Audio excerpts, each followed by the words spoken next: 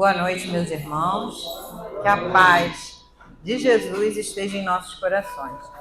Vamos começar fazendo aquela homenagem ao nosso mentor, Padre Germano, Ricardo, Cláudio, com vocês.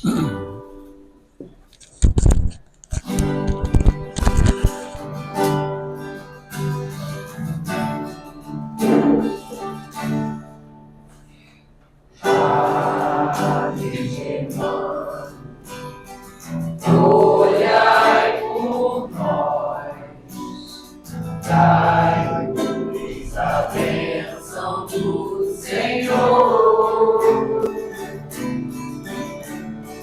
Padre Germano, olhai por nós, mostre-nos o caminho do amor. Espírito simples, mas superior, sempre pronto pra nos amparar.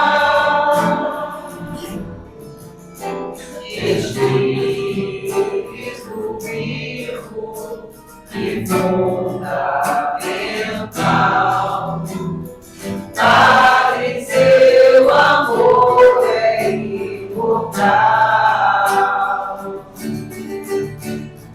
Nosso SEAP é uma dádiva de luz, de caridade, sempre em nome de Jesus.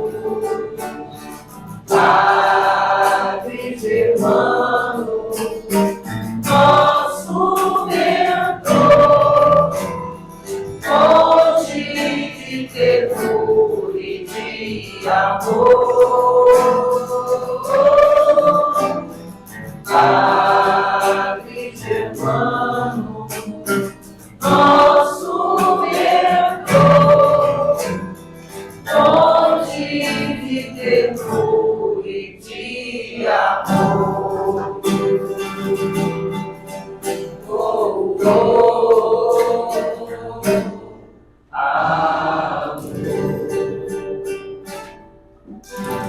Obrigada, meninos.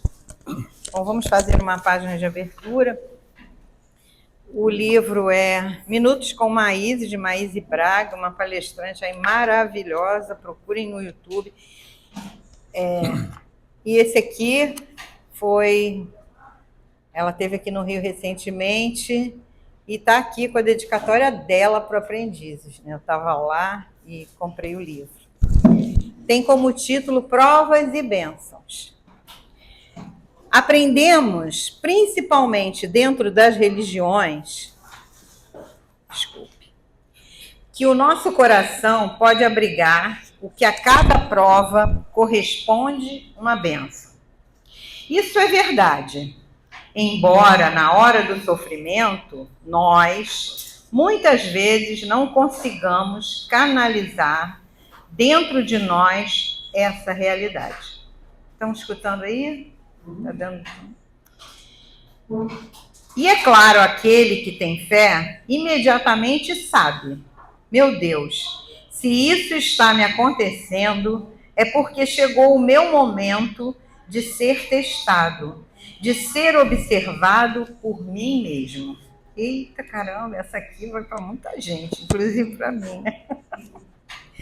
Obviamente, há provas tremendas que nos abatem e que nos deixam lições e marcas por toda a existência, que ainda está reservada para nós. E é óbvio também que, como elas atingem a todos, principalmente em tempos difíceis, o que nos torna diferentes um dos outros não são as provas que chegam, mas o nosso coração que sabe ou não enfrentá-las, que se enche de coragem ou percebe que não tem coragem nenhuma, a não ser aquela que nós dizíamos que os outros deveriam ter. Porque a gente sempre acha que o outro tem que fazer, né? E a gente nunca faz a nossa parte. Por isso, a nossa viagem interior, na hora da prova, sempre será tão intensa como aquilo que nos cerca, e que é a provação, que de alguma maneira nos vem dizer que há um passado no coração de cada um de nós, que precisa ser agora resgatado. Mais do que resgatado, transformado em algo realmente bom. Ser bom de verdade será sempre o maior dos desafios, não só nos tempos felizes, porque isso é tão fácil. A generosidade surge natural, porque tudo está bem, mas na hora em que nada vai bem, começa aí, muitas vezes, a nossa decisão de finalmente acertar. Que consigamos fazer isso. Bela reflexão. Vamos fazer agora a nossa prece, elevando o nosso pensamento ao alto, pedindo a Deus, nosso Pai Criador, a Jesus, nosso Mestre querido, a Germano, mentor espiritual desta casa, que nos auxilie, que nos ajude nessas dificuldades que foram mostradas aqui. Porque na hora do sofrimento, na hora em que surgem as dificuldades, é que somos testados. E é um momento em que temos que mostrar se já conseguimos ser espíritos melhores.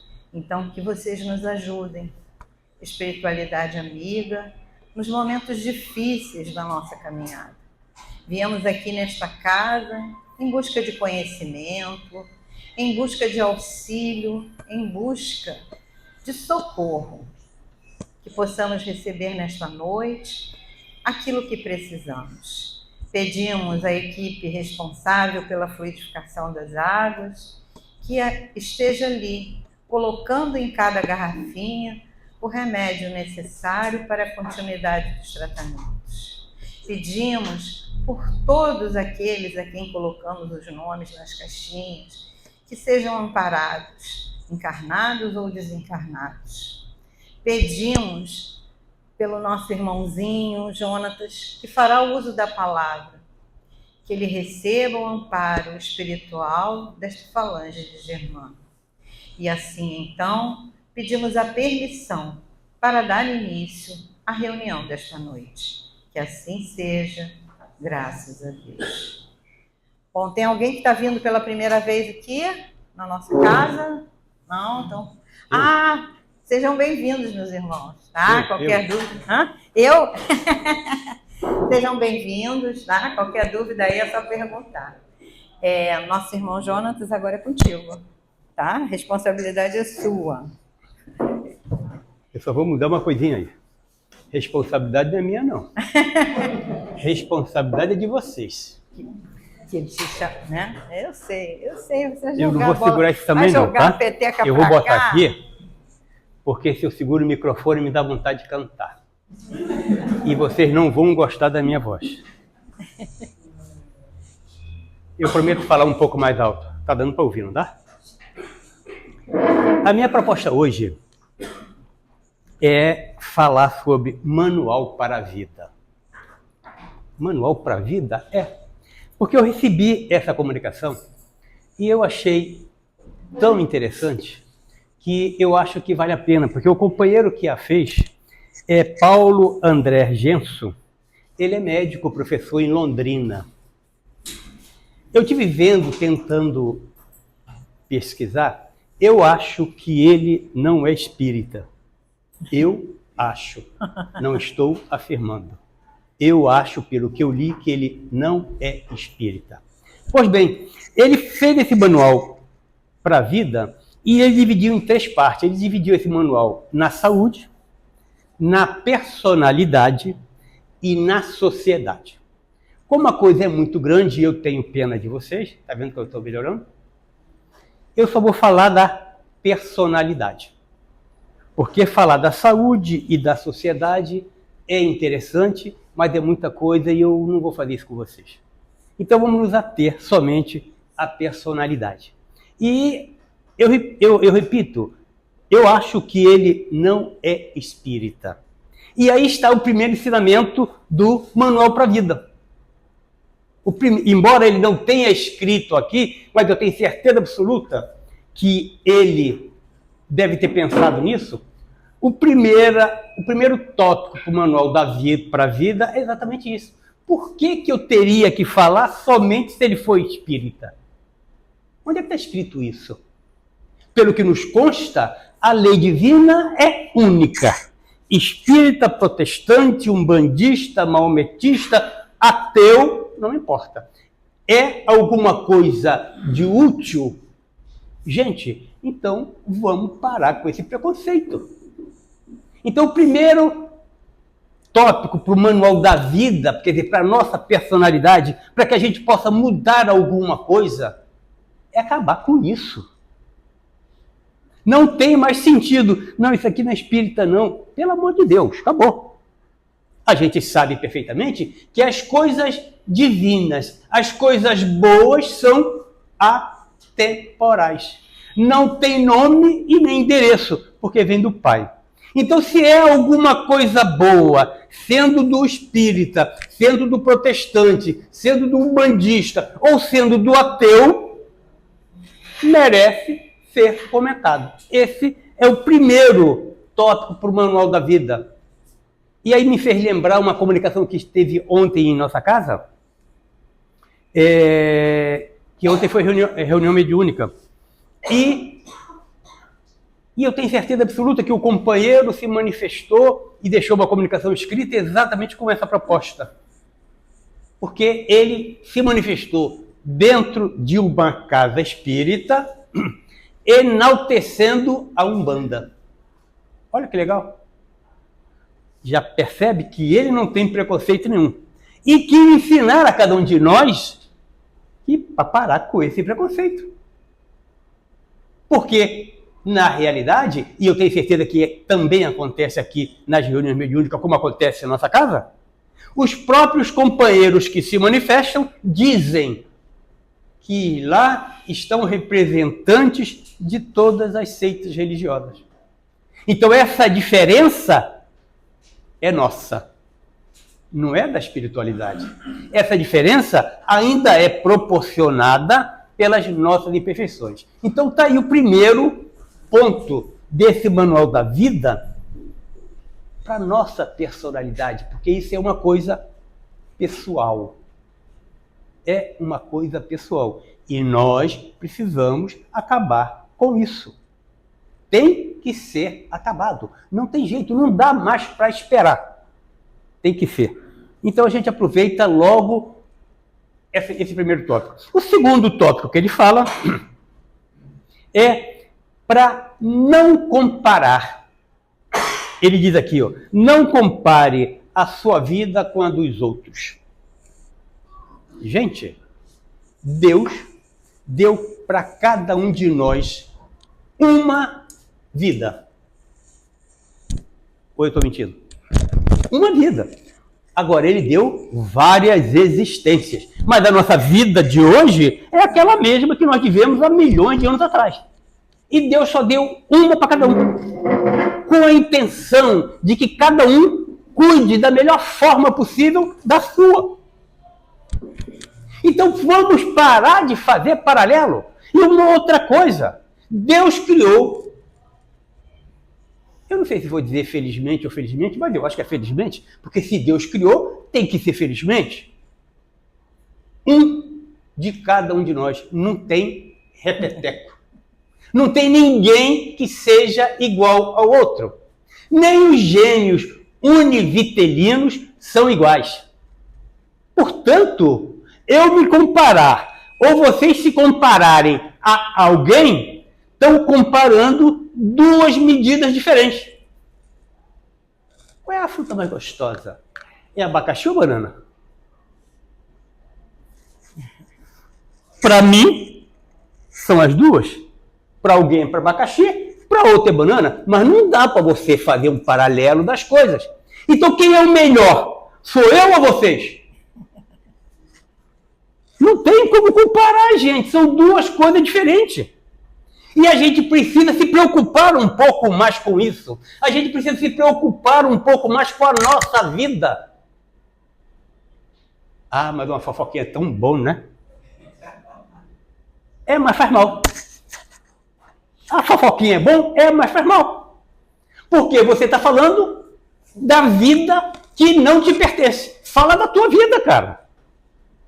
Porque você já percebeu uma coisa? Fofoca nunca é elogio?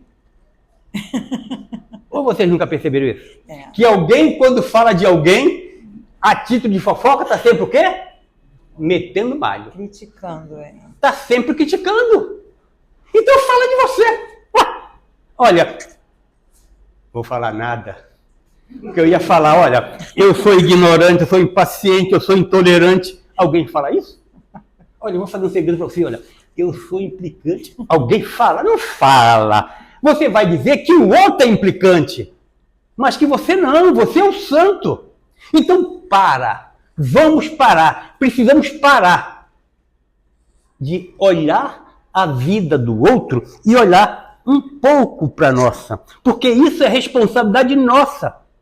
Gente, eu não estou aqui trazendo o ensinamento para que nós sejamos egoístas, nós vamos se preocupar somente com cada um de nós. Não foi isso que eu falei. Eu falei para se preocupar somente com a tua vida, mas não falei que não era para você estar disposto a ajudar a vida do outro. Mas a responsabilidade é tua. Quem é o responsável? Quem é o responsável pela nossa evolução? Nós. Quem é o responsável pelas nossas dificuldades? Nós. Quem é diferente? Tudo somos nós. Ué, ninguém faz nada? Não fiquem chateados, não? Não, ninguém faz nada. Só quem fazemos somos nós. Ué, mas foi ele que me agrediu. Sim, ele te agrediu porque você estava perto dele. Gente, a gente precisa começar a absorver isso, de que a culpa não é do outro. A culpa não é do outro. A culpa é... Vou tirar esse termo culpa que eu também não gosto. A responsabilidade é nossa. Então não é o outro que me chateia, não é o outro que faz com que a minha vida seja assim assado. Dalai Lama tem um ditado que eu coloco na minha mesa de trabalho. Eu fiz um papel grande e eu colo lá. E todas as vezes que eu chego na mesa, que eu paro na minha cadeira, eu sou obrigado a ler esse troço, que é grande, na minha frente, e ele diz o seguinte: não permita que o comportamento dos outros tire a sua paz. Não permita que o comportamento dos outros tire sua paz. Então, se alguém entra na minha sala e tira a minha paz, foi porque eu permiti. Percebe? Foi porque eu permiti. Porque se eu não permitir, não vai acontecer. Eu sei que alguém pensou aí e falou, isso é impossível. Tá. Eu até concordo que seja impossível dentro das nossas condições. Difícil, né? Difícil. Opa, já começou a melhorar. É difícil? É. Impossível? Não. E a gente tem a prova do nosso exemplo que a Terra teve, Jesus. Vocês acham que em algum momento da vida do Mestre ele se perturbou com o que as pessoas estavam falando? Nada. Absolutamente nada. Então é possível. Ah, mas é Jesus. Eu sei que é Jesus. Mas cada um de nós... Não é mentira não, gente. É verdade que eu vou falar agora, hein? Cada um de nós vai ser Jesus. Porque essa é a meta de cada um de nós. É caminharmos para a evolução. Mas se a gente não for começar a olhar essas coisas deste manual para a nossa personalidade, a gente não vai conseguir. A outra coisa que ele fala é que, isso eu tenho certeza que aqui ninguém tem, né? Isso, em outras casas é que a gente encontra isso, mas que a gente não tenha pensamentos negativos. Aí alguém também pensou alto assim, esse cara é maluco. Ele vem lá de Rocha Miranda dizer no Rio de Janeiro desse complicado para não ter pensamento negativo. É maluco, né? Não sou maluco não. Por que que eu não sou maluco? Porque se eu sou maluco, vocês também são. Ué. Ouvindo maluco, é maluco também. Mas olha só a justificativa. Olha só a justificativa. Porque ele está dizendo que não tenha pensamentos negativos. A gente consegue parar de pensar? Eu não acredito que alguém consiga não pensar.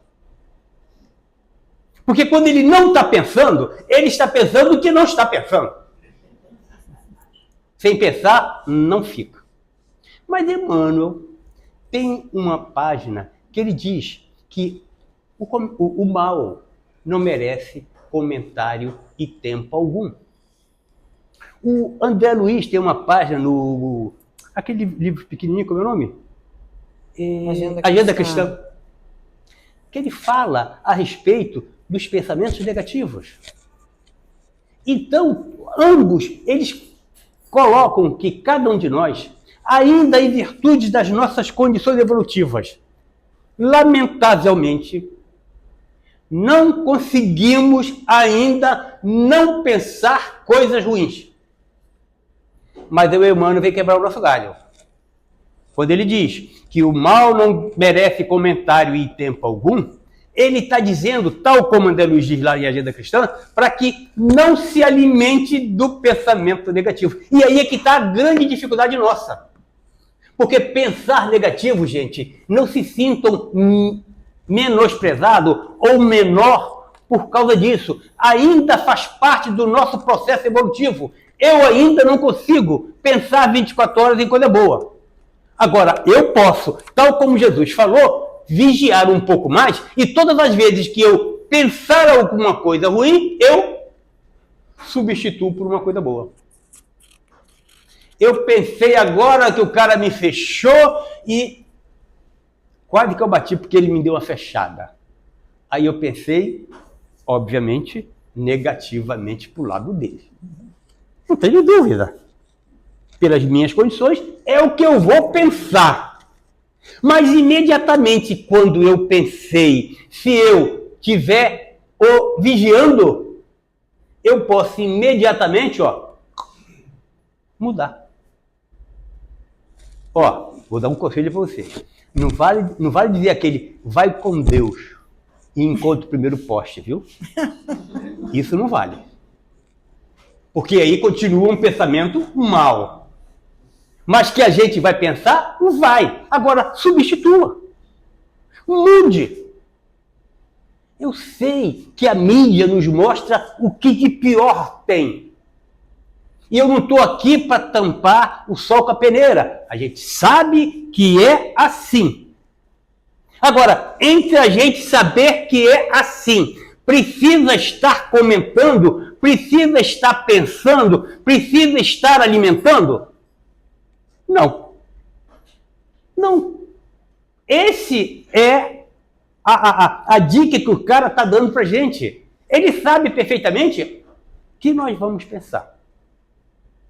Me fez lembrar, sem crítica, mas faz parte, eu tenho 2 amigos que trabalham comigo. Eu tenho medo de segurar o celular dele. Porque se eu segurar o celular dele, eu acho que eu passo mal. Você abre em qualquer momento, eu não sei como é que tipo de coisa é essa. O grupo que eles fazem parte, você abre qualquer coisa, você vai ver tudo de desgraça que aconteceu. Não é só no Rio de Janeiro não, viu? Em todo lugar. Para quê, gente? Para quê? Já não é muita carga sobre nós, em virtude das nossas próprias condições? Então, para que a gente vai ainda alimentar pensamentos negativos? Não, gente, dá para fazer assim, dá para pensar um pouquinho melhor. Porque a gente tem sempre 50% de chance, não é? Qualquer coisa é 50% para cada lado. Então, eu vou viajar. Será que o avião vai cair? Pelo amor de Deus, gente. Não tem sentido. Ele pode até cair, mas não que eu esteja pensando que ele vai cair. Por quê? Porque, na realidade, são energias que não nos fazem bem. E isso em qualquer lugar. É por isso, exatamente por isso, que a síndrome do pânico está crescendo cada dia mais. Por quê?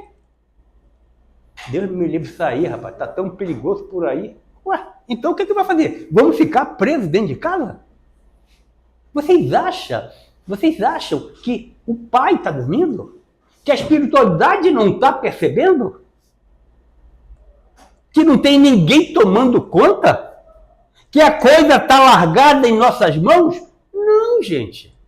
E é exatamente por isso que o companheiro está dizendo aqui. Para de pensar tanto negativamente. Vamos tentar mudar. Vamos pensar um pouquinho melhor. Sempre tem um jeito de você mudar. E nesse mudar, ele dá a terceira dica. Cuidado com os nossos excessos. Emmanuel, sabiamente, ele tem uma página que diz: evite os extremos. O que é evitar os extremos? É tanto o excesso para um lado, como o excesso para o outro. Eu não saio de casa mais porque o Rio de Janeiro está perigoso. Eis aí um excesso de um lado. Aí o outro excesso do outro lado. Tem um tiroteio aí. Não, deixa comigo que eu sou espírito, eu acredito em tudo, vou lá. Excesso, gente. Não, eu não vou lá porque tem um tiroteio ali. Mas eu também, já que tem, eu não vou cumprir as minhas obrigações na casa espírita porque é perigoso. Aí eu estou no excesso do outro lado.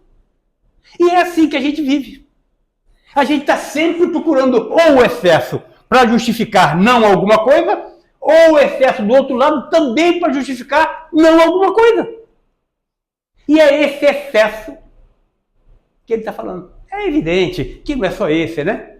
O excesso de comer, de dormir, de não dar atenção, um monte de excesso que a gente comete, que é exatamente para evitar. E isso, na realidade, é que modula a nossa personalidade. É saber ter esse equilíbrio de nem para um lado, nem para o outro. E a outra dica que ele dá é: não se torne, em virtude do mundo que está, extremamente sério. Esse ele falou para mim, viu? Porque é muito difícil eu sorrir. Não é que eu não esteja feliz. Não, eu estou feliz. Mas é que é difícil eu sorrir. Então ele recomenda que a gente não torne a vida tão séria. Ele também não está dizendo para que a gente seja moleque, não ligue para nada. Não, mas não vamos fazer de tudo um problema. Uma criança caiu, ai meu Deus do céu, o mundo vai acabar. Peraí, foi só uma criança que caiu. Mas saiu sangue. Ué, gente, toda criança que cai e se machuca tem que sair sangue, porque ela tem sangue. Vamos facilitar a coisa no sentido de você olhar com maior simplicidade. A gente tem mania de complicar. A gente, com a nossa seriedade, a gente complica coisas que não precisavam ser complicadas. A complicação provém de quê? Daquilo que nós falamos anteriormente. Do nosso posicionamento. E a gente precisa ter o devido cuidado com isso. Ele diz uma coisa que eu já comentei aqui, mas eu só vou repetir porque é muito importante, que ele manda não desperdiçar energia com fofoca. Gente, fofoca não faz bem a ninguém. Nem a você, que está fazendo, e nem ao outro que está recebendo. Porque nós não podemos esquecer que o Livro dos Espíritos diz lá que nós vivemos em meio a uma multidão de companheiros. E vocês acham o quê? Que na espiritualidade não tem fofoqueiro? Vocês acham isso? Gente, os fofoqueiros daqui, quando desencarnam, vão para onde? Não, eles desencarnam e deixam de ser fofoqueiro. Não! Não! Eles continuam exatamente como são. Joana de Ângeles diz o seguinte: nós acordamos da mesma maneira que dormimos. Eu dormi fofoqueiro. Aliás, eu dormi fofocando com a minha esposa da vida de alguém. Aí veio um colapso, eu desencarnei dormindo. Eu vou acordar como? Fofocando. Não tem jeito. E estou ganhando o que com isso? Nada. Absolutamente nada. Só estou angariando prejuízo. E tem mais. Dependendo de quem eu esteja fofocando, você sabia que eu posso arrumar inimizades espirituais porque estou falando mal de alguém que alguém gosta? É verdade. Me ajuda se eu errar. É Rasville, aquelas três irmãs que os vestidos dela até pegava fogo sozinho. É Rasville, sim. Uma família que tinha 3 moças e elas estavam sofrendo um processo agressivo de espíritos desencarnados. Vocês perceberam que eu falei processo agressivo? Eu não gosto do termo obsessão. Eu tenho certeza absoluta que quando eu desencarnar, eu vou ser um obsessor. Então, eu não gosto disso. Vamos mudar, que é um processo diferente. Então, as roupas delas eram rasgadas, queimadas, tocavam até fogo nas roupas dela. Depois, ele manifestou-se. E sabe o que ele falou? Perguntaram a eles: mas por que você faz isso? Porque elas são muito fofoqueiras e falou de alguém que eu gosto muito. E aí? Percebe o risco que a gente corre com esse negócio? Vamos perder, vamos gastar energia com fofoca? Não vale a pena. Mas ele diz mais. Ele diz o seguinte: para que a gente sonhe mais. Sonhe mais. Eu sei que alguém ficou já feliz, né? Porque já gosta de dormir, eu vou dormir então o tempo todo. Não, não é esse sonhar, não. É projetar a vida. É ver a vida de maneira diferente. É olhar a vida com um olhar de artista, de pintor. Colorir a vida. Para que você, quando acorde pela manhã, aí você vai olhar uma árvore que está seca na sua janela. Aí você diz: que árvore linda. Não tem problema que alguém diga: rapaz, tá maluco? A árvore está seca. Mas você vai ver que o esqueleto dela é um espetáculo.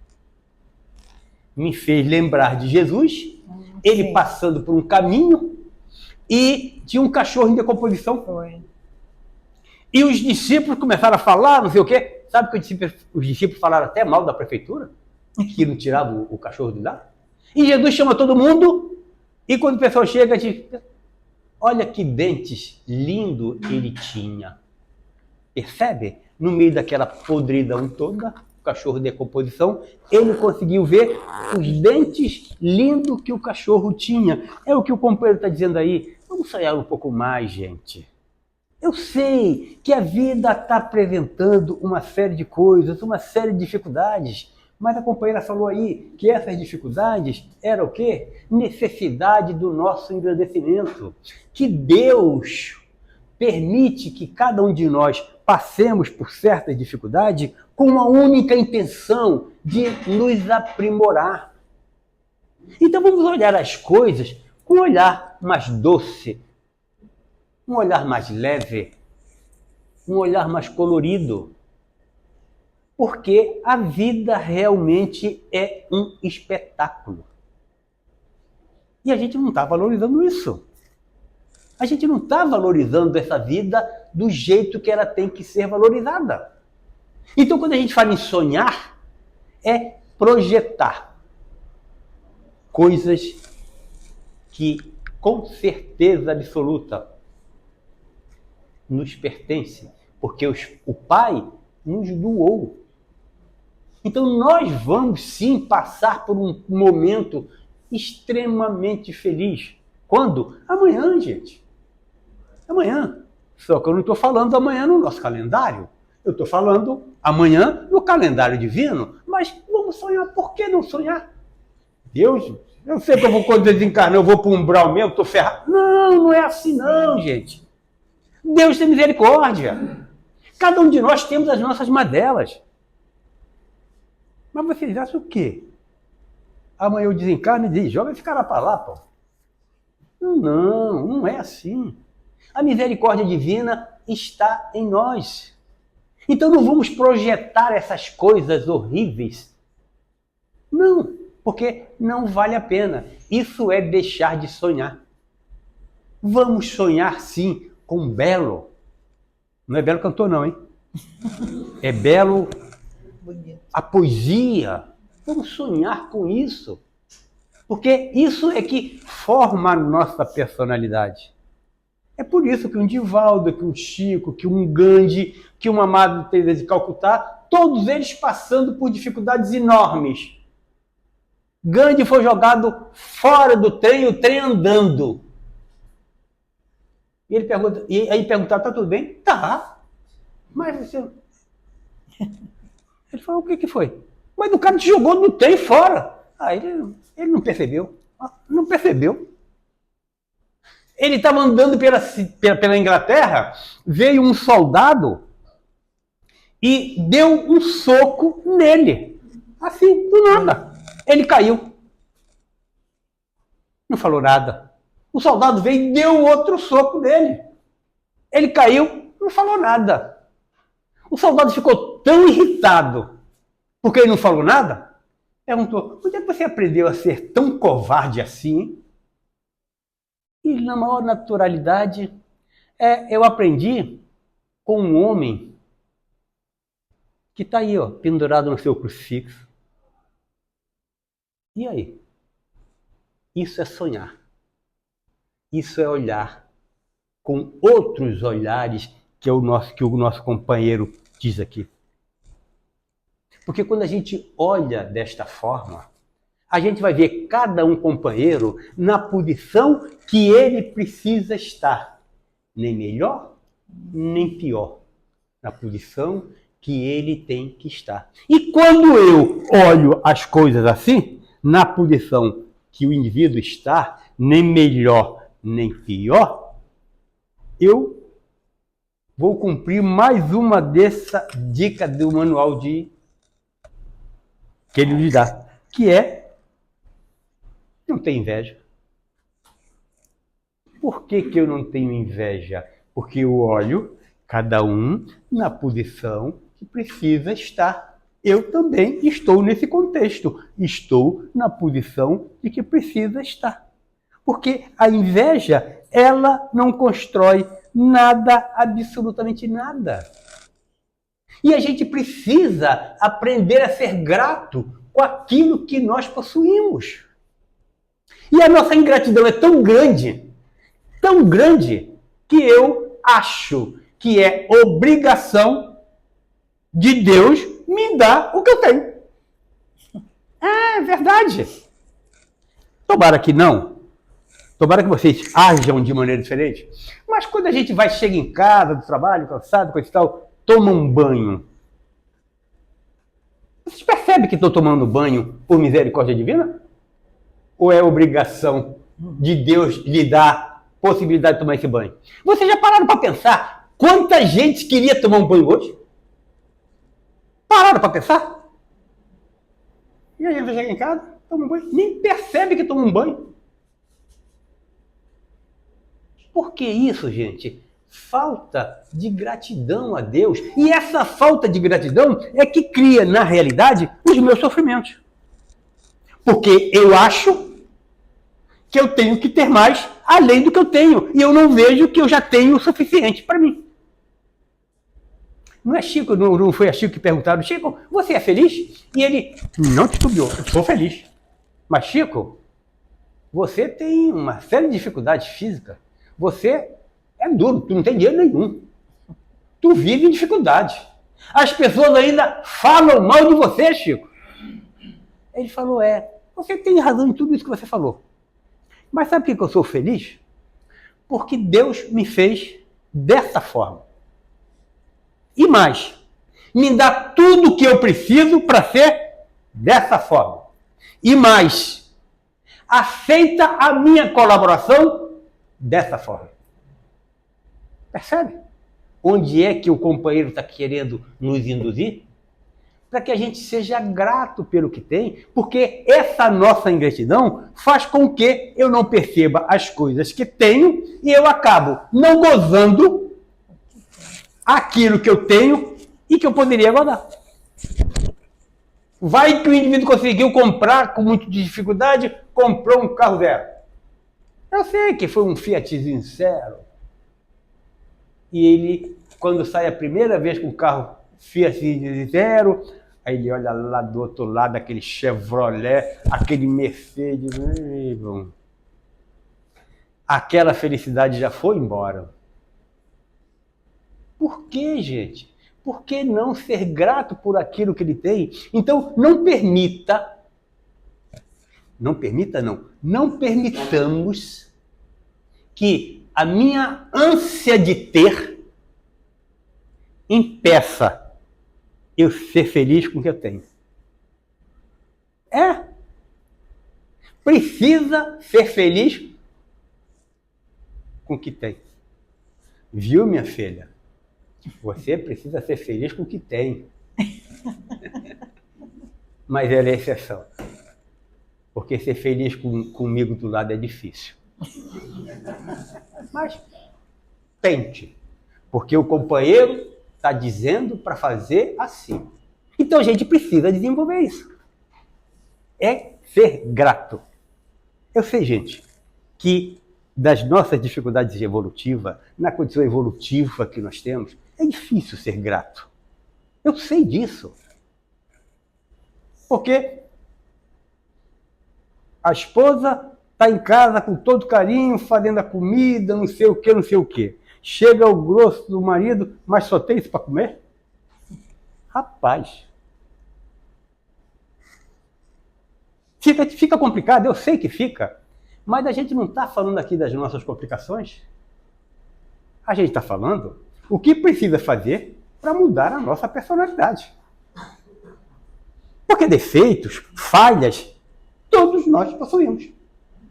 E a gente ia passar umas 3 ou 4 existências falando só das nossas falhas. Ia resolver o quê? Nada. Então, deixa essas falhas quietinhas aqui. E vamos tentar mudar as coisas. Porque, em realidade, ninguém pega um defeito e joga fora. A gente transforma esse defeito em virtude. Eu sou um tremendo egoísta. Eu sou um tremendo avarento. Aí vou pegar a minha avareza e vou jogar fora? Gente, se fosse assim era mole. Não. Eu vou ter que transformar essa minha avareza em solicitude. E como é que eu faço isso? Abrindo a mão de vez em quando. Só isso. Mas eu preciso abrir a mão de vez em quando. Porque se eu ficar com ela o tempo todo fechada, a ponto tal de eu apagar a luz assim, vai ser difícil eu me livrar da avareza. Vai ser difícil eu transformar a minha avareza em alguma coisa melhor. E ele diz mais. Vamos parar com essa ideia de que nós temos sempre que ganhar a discussão. Por que alguém tem sempre que ganhar a discussão? A princípio, a gente poderia estipular o seguinte, que ninguém ganha discussão nenhuma. Ninguém ganha discussão nenhuma. Agora, a gente pode começar a respeitar um pouco mais o direito do outro e aceitar o outro da maneira que ele é. Então, se eu aceito o outro da maneira que ele é, eu não vou discutir mais. Por quê? Não tem sentido. Essa discussão não me leva nada, absolutamente nada. E agora, já para terminar, ele nos recomenda ainda: reconheça-se como um espírito imortal. Para mim, esse realmente fecha tudo. Porque quando eu tiver a certeza absoluta dessa minha imortalidade, as coisas começam a mudar. Aí eu sei que vocês estão pensando, mas como é que pode? O cara é espírito e não acredita na imortalidade? Vocês acreditam na imortalidade? Acredita do verbo acreditar ou acredita do verbo viver? Porque eu acredito no verbo acreditar. Eu não acredito com o verbo viver. Eu não vivo como um espírito imortal. Porque se eu vivesse como um espírito imortal, eu não brigaria tanto pelas coisas do mundo. Eu, felizmente, graças à divina misericórdia, eu já estou dentro de uma casa espírita, então eu já ouvi falar da imortalidade e eu acredito na imortalidade. É o primeiro passo. Mas acreditar do verbo acreditar. Me falta agora acreditar no verbo viver. Aí sim, eu vou começar a mudar um pouco mais. Acreditar, gente, que não coloca dúvida. Aí me faz lembrar de Paulo. Paulo vai entrando pela cidade de Damasco, cego. Fica cego. Aí pergunta a Jesus: o que quer que eu faça? Sabe o que Jesus diz? Olha só. Porque eu ia me aborrecer com Jesus na hora. Vai, segue teu caminho e aguarda. Isso é a resposta que se diga a alguém cego? Fala a verdade. É a resposta que se diga a alguém que é cego? Mas foi o que ele disse para o Paulo. Vai e aguarda. E para o Paulo do Ananias, o que Jesus falou? Porque Jesus, quando falou para o Paulo, vai e aguarda, que lhe será dito o que fazer, ele foi para Ananias e falou: o Paulo de Tarso, aquele cara que ia pegar você, tá aí, na cidade de Damasco, vai lá ajudar ele. O Ananias, obviamente, se sou eu, digo: mestre, o cara veio de Jerusalém para me pegar. E tu quer que eu vá lá socorrer o cara? Tu tá brincando, né? Não estava brincando. E nem ele discutiu nada. Ele simplesmente levantou e foi lá ajudar Paulo. Só que Paulo ficou aguardando lá 3 noites e 2 dias, gente. Cego, aguardando. Porque ele tinha certeza, ele acreditava do verbo viver, que Jesus ia mandar alguém socorrer. É isso que falta a cada um de nós, é se reconhecer como espírito imortal. Porque quando nós acreditarmos que somos imortais, acreditar do verbo viver, as coisas do mundo terão importância, sim, mas muito menos importância. Porque nós iremos ter a certeza absoluta que a nossa imortalidade é a meta de tudo. De que cada um de nós estamos aqui para moldar a nossa personalidade melhor possível, com a intenção de, amanhã, poder gozar todas as benesses que Deus preparou para cada um de nós. Muita paz. Obrigada, meu. Até desliguei. Obrigada, meu irmão. Para vocês que estão assistindo, não esqueçam de compartilhar e dar aquele like para que outras pessoas possam também, se beneficiar dessa palestra. Obrigada aí pelas dicas.